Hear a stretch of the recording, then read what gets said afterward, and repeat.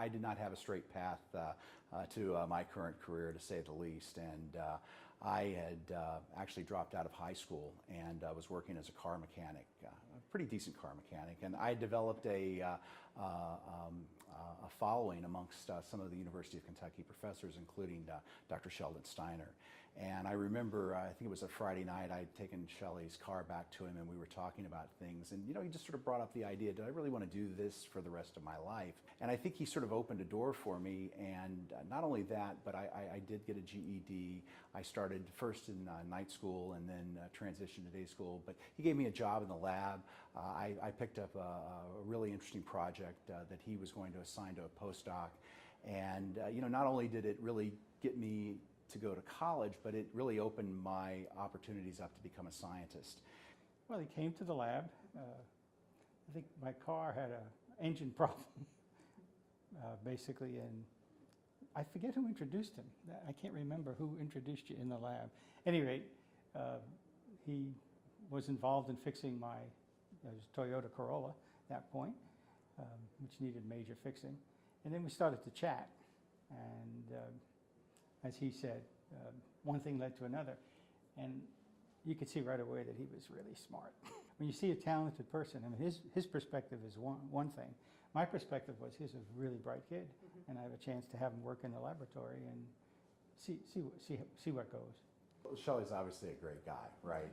And I can remember sitting in his office, which was right off the lab, and just having multiple discussions and listening to his impersonations of a well-known, I guess, a DJ for a classic music station that I think he grew up with in New York. And I actually felt like when I went to New York to go to Cornell, I was very well prepared just with my discussions with Shelley, and indoctrinated a little bit into the culture I was about to enter into.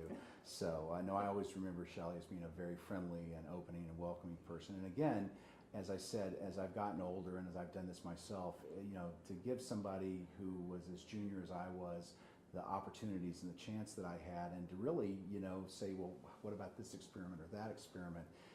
It really takes a special person to do that. I'm one who believes in a certain sense of destiny, that if you really got it, and he really had it, it was going to manifest somewhere.